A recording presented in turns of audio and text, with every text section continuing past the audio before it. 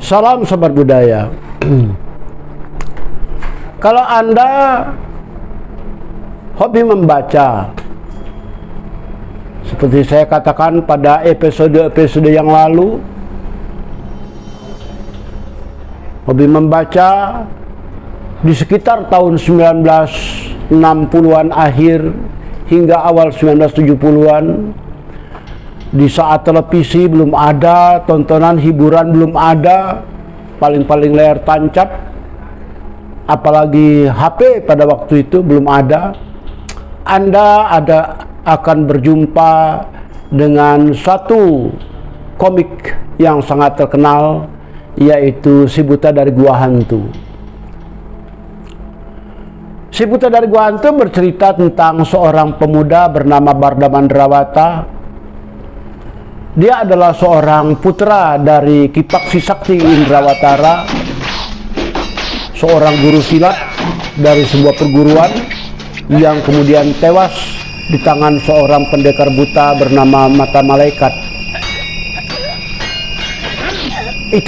Itulah awal dari kisah Si Buta dari Gua Hantu.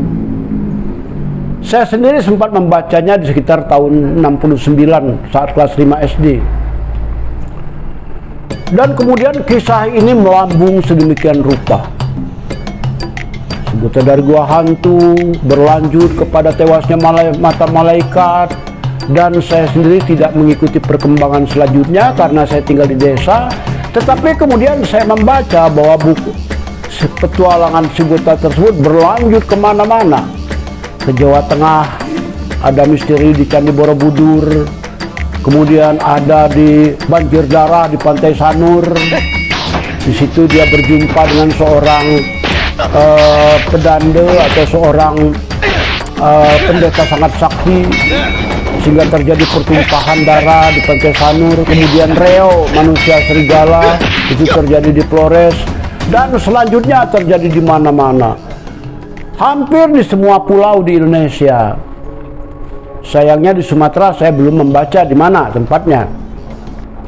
Akan tetapi kisah ini begitu mencekam dan begitu banyak diikuti oleh para pemuda dan anak-anak pada waktu itu, sampai sempat difilmkan. Demikian kisah Si Buta dari Gua Hantu yang tadinya bernama Barda Mandrawata. Ini adalah buah karya seorang pelukis dan pengarang komik dari Jakarta, Tangerang, tepatnya bernama Ganes TH Ganteliong.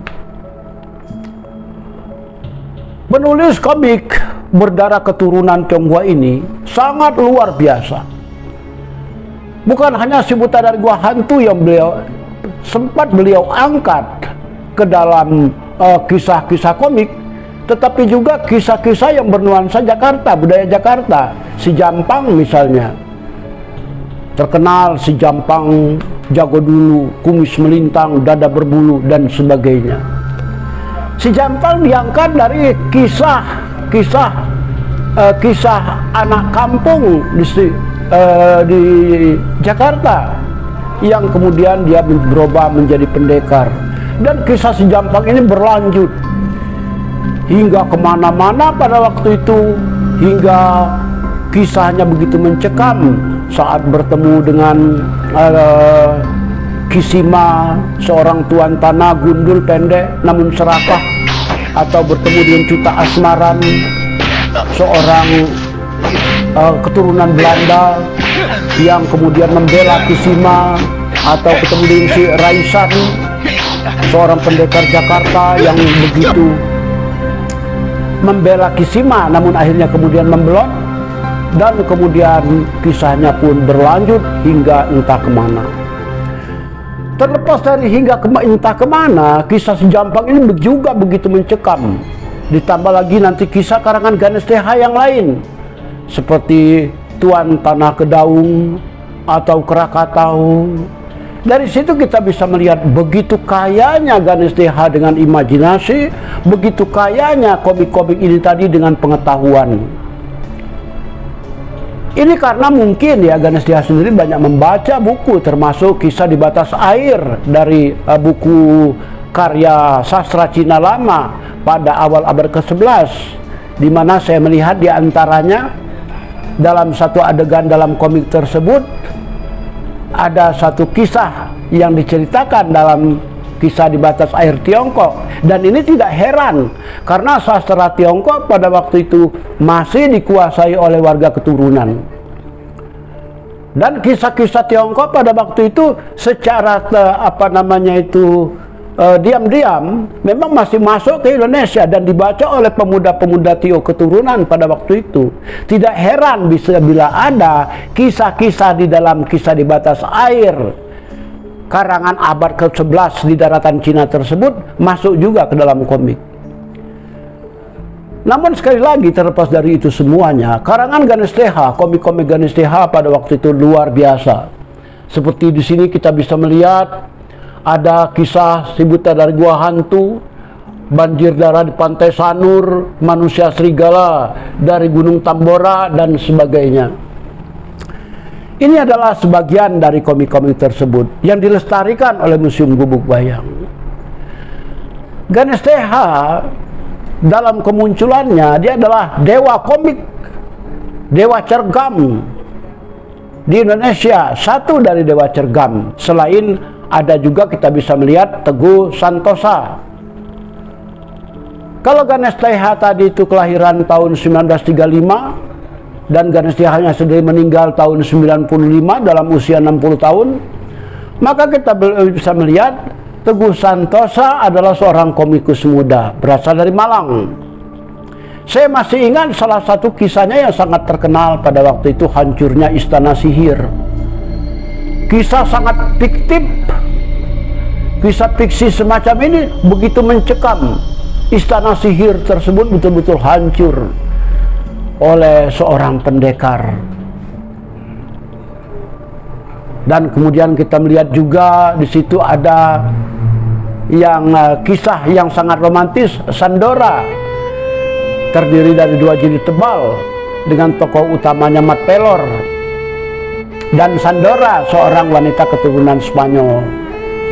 Dilanjutkan nanti dengan Mat Romeo, serta banyak lagi buku-buku karangan Teguh Santosa yang luar biasa pada waktu itu, sangat mempengaruhi pola pikir kita. Apa-apa yang ditulis oleh para penulis komik tersebut, para pengarang komik tersebut, sangat menguasai alam pikiran kami atau kita semua yang anak-anak pada waktu itu. Ada lagi kita mengenal Teguh Santosa juga sudah meninggal dunia pada tahun 2000 yang lalu.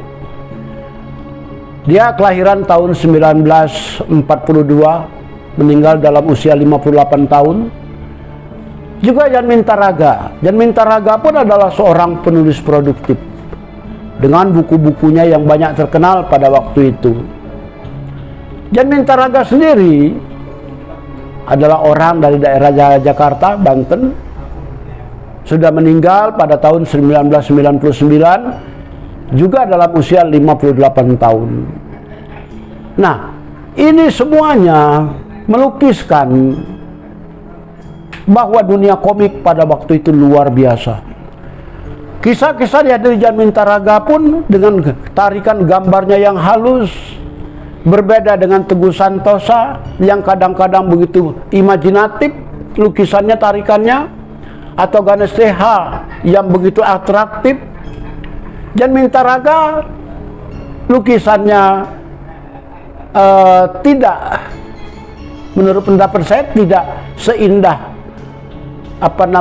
Teguh Santosa tarikan kuasnya dalam menuangkan cerita ke dalam komik. Akan tetapi kisahnya sangat mencekam. Ada banyak kisah yang dilahirkan dari tangan dan buah pikiran Jan Mintaraga, namun tentu tidak sebanyak apa yang dilakukan oleh Ganesh TH. Ganesh TH demikian banyak melukiskan kisah-kisah hingga ratusan jilid. Di museum ini saja kita bisa melihat beberapa karangan Ganesh TH atau kemudian Jan Mintaraga atau Teguh Santosa yang semuanya memang pada waktu itu mengajak kita untuk menambah pengetahuan, menghibur kita sekaligus membuat kita jadi terobsesi dengan apa yang dilakukan oleh para pendekar tersebut. Jelaslah di antara tokoh-tokoh tadi Gadis TH yang paling menonjol, sehingga Si Buta dari Gua Hantu sempat difilmkan layar lebar dengan Ratno Timur sebagai bintangnya. Kemudian ada lagi setelah Ratno Timur ada lagi difilmkan Si Buta dari Gua Hantu seri yang lebih baru. Kalau sampai cerita komik sampai difilmkan, itu menandakan bahwa cerita tersebut memang sangat-sangat luar biasa.